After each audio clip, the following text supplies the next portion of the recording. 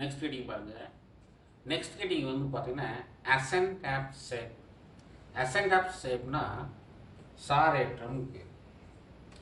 Sir ஏற்றம் அதாவது நீர் வந்து சைலத்திலிருந்து எப்படி மேல் நோக்கி போதோ அது மாதிரி சாரும் சைலத்திலிருந்து மேல் நோக்கி செல்லும் தாவரங்களுக்கு, மற்ற தாவரத்தின் மற்ற பகுதிகளுக்கு. அதை பற்றி பார்க்கலாம்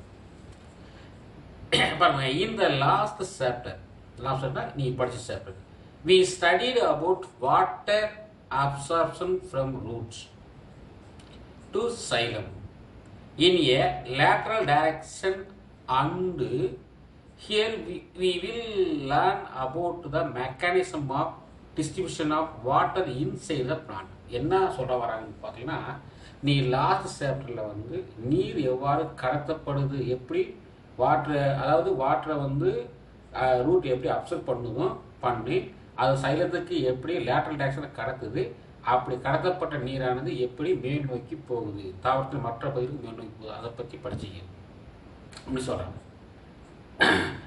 ரூட்டு வந்து வாட்டரை எப்படி உறிஞ்சுது, அந்த ரூட்டில் இருக்கக்கூடிய நீரானது லேட்டரல் டைரக்ஷனில் எப்படி சைலத்துக்கு சென்று அடையுது, சைலை எப்படி மேல் நோக்கி மற்ற தாவரத்தின் மற்ற பகுதிகளுக்கு செலுத்துது, அதை பற்றி படிச்சிங்க சொன்னாங்க. இப்போ என்ன பார்க்கணும்னு பார்த்தீங்கன்னா, like distributes join together form a river. அந்த மாதிரி சைலம் போகிறதெல்லாம் சேர்ந்து, சைலத்தில் போகிற வாட்டர்லாம் சேர்ந்து ஒரு ரிவர் ஆறாக மாறுது. அதாவது million of root hairs conduct a small amount of water confluence in xylem. என்ன சொல்கிறான்னு பார்த்தீங்கன்னா, ஒரு மில்லியன் ஆஃப் ரூட் ஹேர்னா லட்சக்கணக்கான வேர்த்தூவிகள் நீரை உறிஞ்சி சைலத்தில் இணைக்கும் பொழுது அது ஒரு ரிவராக, ஒரு ஆறாக மாறி செல்கிறதுன்னு சொல்கிறாங்க. பாருங்க, super highway of water connection of xylem. Xylem தான் வந்து சூப்பர் ஹைவேனா பெருவழி சாலையாக மாறுகிறது. ஏன்னா ஒரு தாவரத்தின் வேரில் இருக்கக்கூடிய லட்சக்கணக்கான வேர்கள் துளி துளியாக உறிஞ்சக்கூடிய நீரானது சைலத்தில் மொத்தம் சேரும்பொழுது சைலத்தின் வழியாகத்தான் ஒரு ரிவர் போகிறது மாதிரி, ஒரு ஆறு ஃபுல்லாக வாட்டர் போகிற மாதிரி போகுன்றாங்க. சைலம் பாருங்க carries a large amount of water connect many parts of direction. அப்போ சைலம் தான் எல்லா வாட்டர்களையும் ஒன்று சேர்த்து ஒரு ஆறாக தாவரத்தின் மற்ற பகுதிகளுக்கு அஃபர் டைரக்ஷனில் மேல் நோக்கி செலுத்துகிறதுன்னு சொல்லுவாங்க. அப்படி மேல் நோக்கி செலுத்தும் பொழுது வாட்டர் வித்தின் சைலம் அலாங், அதாவது வாட்டர் வித்னா சைலத்தோட இணைந்து அலாங் டிசால்வ்டு மினரல்ஸ். அப்போ வாட்டரும் மினரலும் சேர்ந்தால் அதுக்கு பேர் தான் சேஃப் என்று பேர், சார்னு பேர். அந்த சார் வந்து மேல் நோக்கி போனால் அதுக்கு அசன்ட் ஆஃப் சேஃப். என்ன சொன்னான்னு பார்த்தீங்கன்னா, ரூட் ஹேர்லேருந்து நீர் வருது, வாட்டர் வருது, அதே நேரத்தில் மினரல்ஸும் வருது. அப்போ வாட்டர் மினரல்ஸ் சேர்ந்தால் அதுக்கு பேர் சேஃப். சேஃப்னா சார்னு பேர். அந்த சார் மேல் நோக்கி அஃபர்ட் டிரான்ஸ்போர்ட் பண்ணால் அது அசன்ட் ஆஃப் சேஃப். இது 2 மார்க் கேட்கலாம்.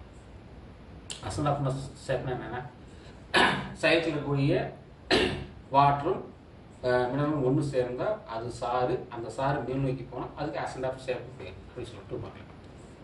ஓகேங்களா? அடுத்து பாருங்க, இந்த path of ascent of sap. இப்போ வந்து நம்ம path of ascent of sap பார்க்க போகிறோம். பாத் ஆஃப் அசன்ட் ஆஃப் ஷேப்னா என்னன்னு பார்த்தா, ஒரு டயக்ராம் கொடுத்துருக்காங்க. அந்த டயக்ராம் நீங்கள் பார்த்தாலே உங்களுக்கு புரியும். அதாவது சாரேற்றத்தின் பாதைன்னு பேர். பாத் ஆஃப் அசன்ட் ஆஃப் ஷேப்னா சாரேற்றத்தின் பாதை. பாருங்க, திஸ் இஸ் பாருங்க நோ டவுட், இதில் வந்து எந்த ஒரு டவுட் கிடையாது.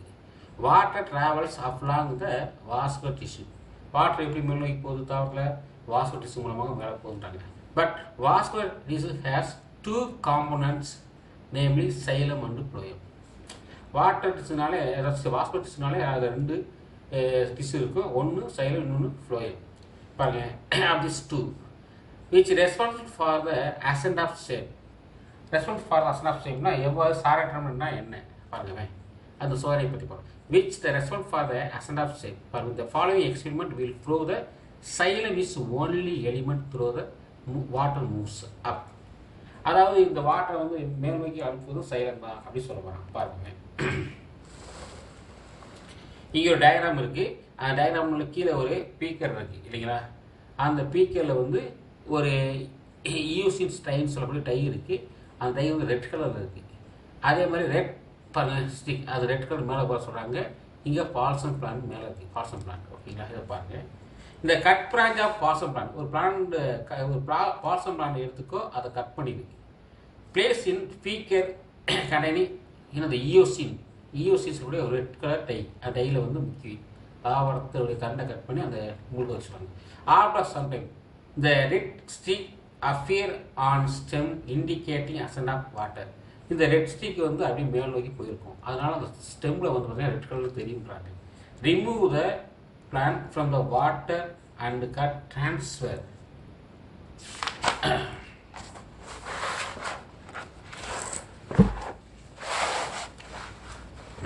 பாருங்க, transfer section of the stem the observe under the microscope. பார்த்தீங்கன்னா only silent element is colored red. அப்போ அங்கே கடத்தக்கூடிய எலமெண்ட் எதுன்னு பார்த்தீங்கன்னா வாஸ்மோட்டிஸில் சைலம் மட்டும்தான் அந்த ரெட் கலர் டையை வந்து அப்சர்வ் பண்ணி அதை மேல் நோக்கி செலுத்தும்றாங்க. ஓகேங்களா? அடுத்து பாருங்க, in which indicates the path of water is xylem. அப்போ phloem is not coloured indicating that is no role in the ascent of sap. அப்போ அசெண்ட் ஆஃப் ஷேப்பில் சைலம் மட்டும்தான் ஈடுபடுது, ஃப்ளோவில் ஈடுபடாதுன்னு சொல்கிறாங்க. ஓகேங்களா? அடுத்து பாருங்க, mechanism of ascent of sap. அப்போ சாரேற்றத்தின் இயங்கு முறை எப்படி இயங்குன்னு பார்க்க போகிறோம். சாரேற்றம் வந்து எப்படி இயங்குன்னு பார்க்க போகிறோம். அதான் மெக்கானிசம் இருக்கு பாருங்களேன். இந்த அசெண்ட் ஆஃப் ஷேப் பார்த்தீங்கன்னா the biggest challenges is the force required lift of the water to top of the tallest tree. Lift மாதிரி இயங்கு சொல்கிறாங்க, கீழிருந்து மேல் நோக்கி டாப் ஆஃப் த ட்ரீஸ் போகும் சொல்கிறாங்க. அது அந்த ட்ரீ வந்து டாலாக இருந்தால் கூட பரவாயில்ல, கீழிருந்து வாட்டர் மேல் நோக்கி போகணும், அதுக்கு சைலம் தான் காரணம், சைலம் தான் லிஃப்டாக இருக்குன்னு சொல்கிறாங்க. A number of theories have been put forward to explain the mechanism ascent of shape. There are a vital force theory வந்து A vital force theory, B வந்து root pressure theory and C வந்து physical force theory. இந்த மாதிரி ஒரு 3 தியரியாக சொல்லப்பட்டிருக்கின்றாங்க. Water வந்து transfer ஆகுறத, water வந்து மேல் நோக்கி போகிறதுல அவன் வந்து 3 பிரிவுகளாக இருக்கு. அந்த 3 பிரிவுகள் வந்து ஃபர்ஸ்ட் வந்து வைரல் ஃபோர்ஸ் தியரினா உயிர்ம விசை கோட்பாடுகள் என்று பெயர். அதே மாதிரி ரூட் ப்ரெஷர், அதாவது பாருங்க, ரூட் ப்ரெஷர் தியரினா வேரழுத்த கோட்பாடு. மூன்றாவதாக சொல்லப்பட்ட பிசிக்கல் ஃபோர்ஸ் தியரினா இயற்பு விசை கோட்பாடு என்ற 3 இதை கொடுத்துருக்காங்க. பாருங்க, ஃபர்ஸ்ட் நம்ம என்ன பார்க்க போறோம்னு பார்த்தீங்கன்னா, ஃபர்ஸ்ட் பார்க்கக்கூடியது வந்து வைரல் ஃபோர்ஸ் தியரி பார்க்க போகிறோம். இது பார்க்க போனால் வைரல் ஃபோர்ஸ் தியரி பற்றி பார்க்க போகிறோம். பாருங்க, according to vital force theory the living cells are பாருங்க மண்டரரி, அதாவது mandatory for the ascent of shape based on the following theory is derived. என்ன சொல்றாங்க பார்த்தீங்கன்னா, அந்த ஃபர்ஸ்ட் வந்து உயிர் விசை கோட்பாடில் வந்து சாரேற்றத்தில் வந்து உயிருள்ள செல்கள் வந்து கட்டாயம் தேவைன்றாங்க.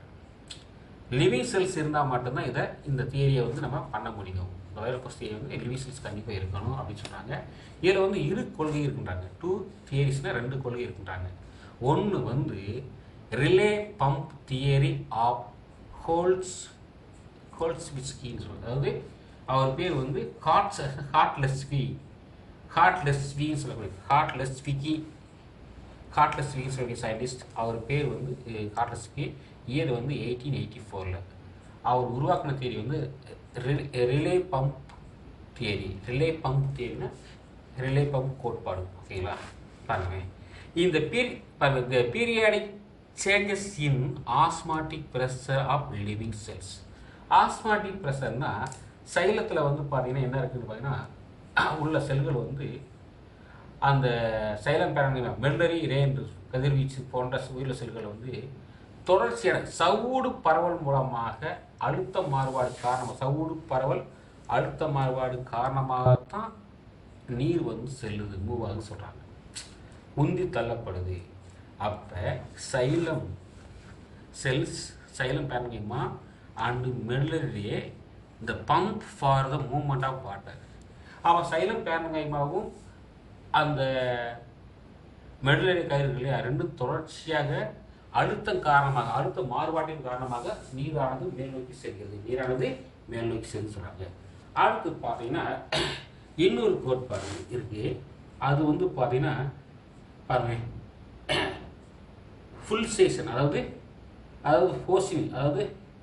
Portion theory. இதை உருவாக்குறவர் யாருன்னு பார்த்தீங்கன்னா சேசி போஸ் சொல்லியது.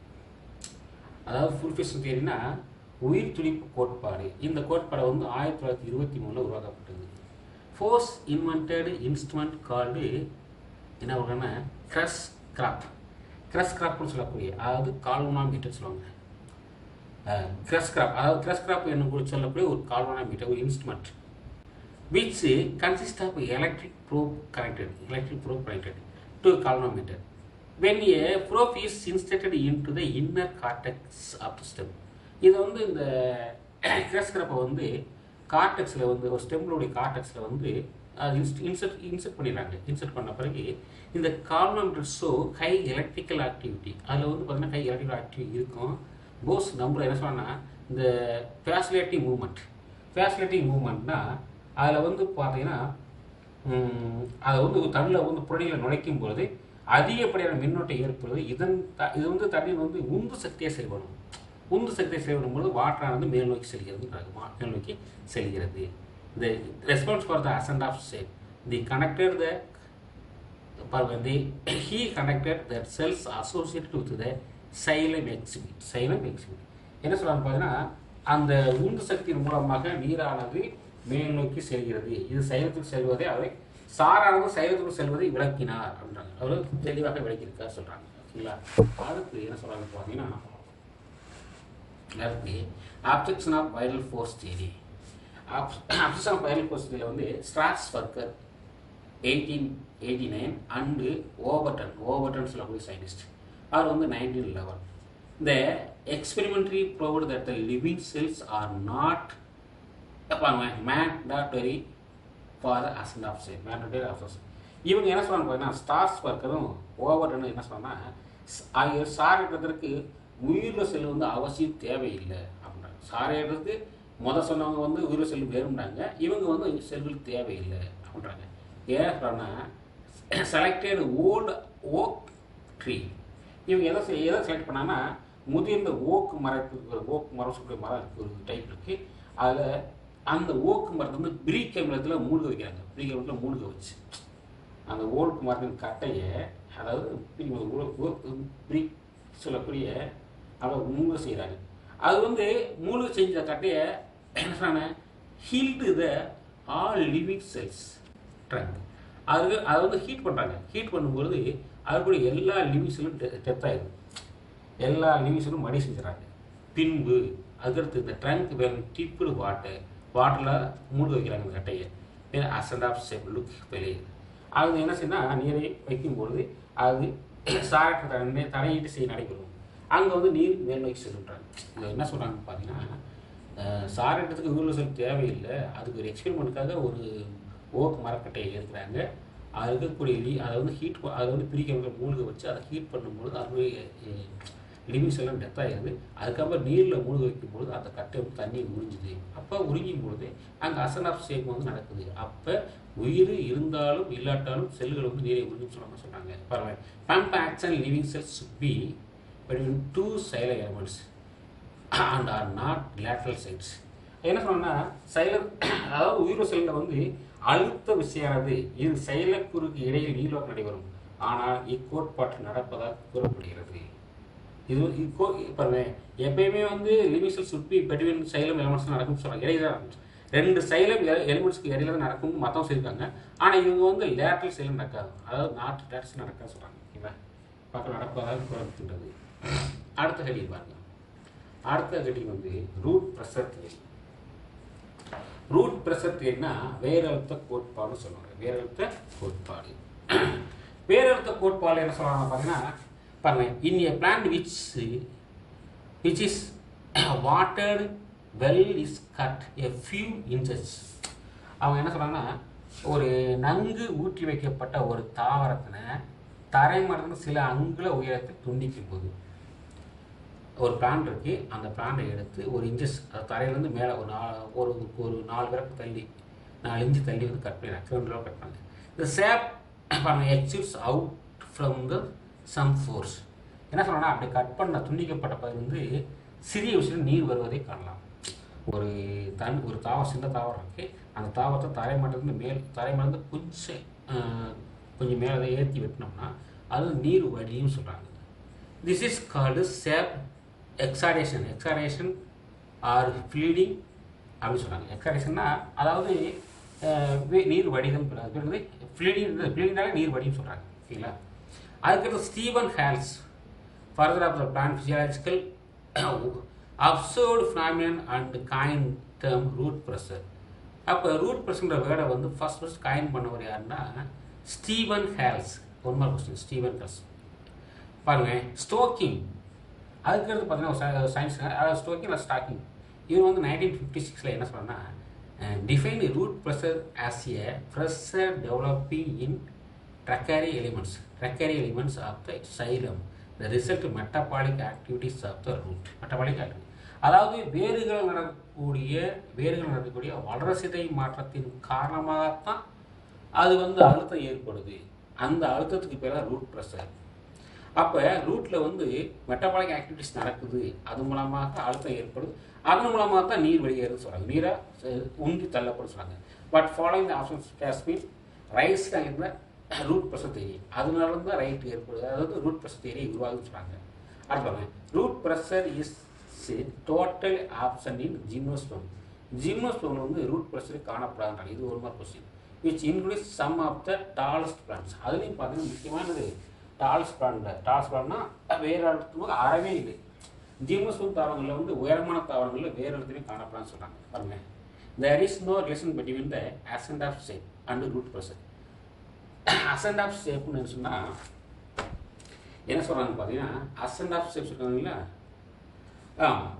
சாரேட்டது எந்த தொடர்பும் இல்லை. எடுத்துக்காட்டாக இப்போ ஃபார் எக்ஸாம்பிள் சம்மர் சீசன் இருக்குது, அதில் வந்து ascent of sap is more due to the transpiration in spite of the fact root pressure is very low. அதாவது சம்மர் காலத்தில் வந்து வேறு இடத்துக்கு குறைவாக இருக்கும், அதாவது நீராய்ப்பின் காரணமாக ஏன்னா நிறைய வாட்டர் வந்து மேல்நோக்கி ஆவியாக போயிட்டு இருக்கும்போது அதனால என்னது வேறு இடத்துல இருக்காது. அதே நேரத்தில் குளிர்காலத்தில் சாரேற்றத்தின் அளவு குறைவாக இருக்கும், இது வேறு இடத்துல அதிகமாக இருக்கும். என்ன சொல்கிறாங்கன்னு பார்த்தீங்கன்னா, சம்மர் காலத்தில் வேறு இடத்தும் குறைவாக இருக்கும்னு சொல்கிறாங்க, ஆனால் குளிர்காலத்தில் வேறு இடத்துல அதிகமாக இருக்குன்னு சொல்கிறாங்க. ஓகேங்களா? அடுத்து பாருங்கள், இந்த ascent of sap continues even the absence of roots. Ascent of sap continue. Ascent of ஷேப்னா வேர்கள் இல்லாத நிலையிலும் சாரேற்றம் நடைபெறும். வேர்களே இல்லாட்ட கூட பரவாயில்ல, ஆனால் சாரேற்றம் வந்து நடைபெற்று கொண்டே இருக்குன்னு சொல்கிறாங்க. அடுத்து பாருங்கள், அடுத்து இந்த அதாவது magnitude of root pressure is about 2 atm. 2 ஆட்டம்னா வேறு உயர்ந்தபட்ச அளவீடு. மேக்னிடியூட்னா ஆஃப் ரூட் ப்ரெஷர்னா வேறு இடத்தின் உயர்ந்தபட்ச அளவீடு வந்து 2 ஆட்டம்னா 2 வேலின்னு வருது. 2 வளிமண்டலம் அர்த்தம். 2 வளிமண்டலம் which can rise the water level up. இப்போ வந்து பார்த்தீங்கன்னா இதனை கொண்டு சில அடி தூரம் மட்டுமே ஏற முடியும். ஆனால் 100 மீட்டருக்கு அதிகமாக உயரமான மரங்கள் வந்து உள்ளன. அவன் என்ன சொல்கிறான்னு பார்த்தீங்கன்னா, ரூட் ப்ரெஷர் அழுத்தம் வந்து 2 அடி தான் ஏறும், இதை வச்சு கொஞ்சம் தான் வாட்டர் மேலே ஏற்ற முடியும். ஆனால் சில தாவரங்கள் வந்து 100 மீட்டருக்கு மேலே உயரமாக இருக்குது, அவற்றில் வந்து எவ்வளவு சாரேற்றம் நடைபெறும்னு சொல்கிற மாதிரி கணக்கெடுக்கிறாங்க. ஓகேங்களா? அதுக்கடுத்து பாருங்கள், ஃபிசிக்கல் ஃபோர்ஸ் தியரின்னு சொல்லக்கூடியது வந்து இயற்கை விசை கோட்பாடு சொல்லுவாங்க. இது இயற்கை விசை கோட்பாடு. பாருங்கள், physical force theory suggests the ascent of sap takes place through the dead xylem vessels and the mechanism is entirely physical and living cells are not involved. அதாவது இந்த இயற்கை விசை ஃபிசிக்கலில் வந்து பார்த்தீங்கன்னா சைலர் குழாய் வழியாகத்தான் இயற்பியல் தன் நடைபெறுவாங்க. சைலர் குழாயில் இயற்பியல் ஃபிசிக்கல் டைப்பில் நடைபெறும் சொல்கிறாங்க. இதில் வந்து செல்கள் வந்து எந்த விதத்தில் பங்கேற்காது, செல்களுக்கு எந்த சம்மந்தமும் கிடையாது அப்படின்னு சொல்கிறாங்க. எப்படின்னா வாட்டர் மேல் நோக்கி ஏறுவதற்கு இங்கே வந்து இயற்பியல் விசை மட்டும் போதும். அந்த செல்கள் வந்து இதில் வந்து உயிரின செல்களுக்கு வந்து எந்த பங்கும் இல்லைன்னு சொல்கிறாங்க. ஓகேங்களா? எப்படி இதுதான் சாரேற்றம் சொல்லக்கூடியது. இங்கே வந்து ஒவ்வொரு diagram how water is observed in trees, இதில் வந்து ஒவ்வொன்றே எப்படி வாட்டர் அப்சர்வ் பண்ணுது அப்படின்னு சொல்கிறாங்க. இதையெல்லாம் பார்க்குது. ஓகேங்களா? ஆமாம். அடுத்து நம்ம பார்க்கக்கூடியது வந்து பார்த்திங்கன்னா இங்கே நிறைய தியரி இருக்குது. அதை நம்ம நாளைக்கு பார்க்கலாம். ஓகேங்களா?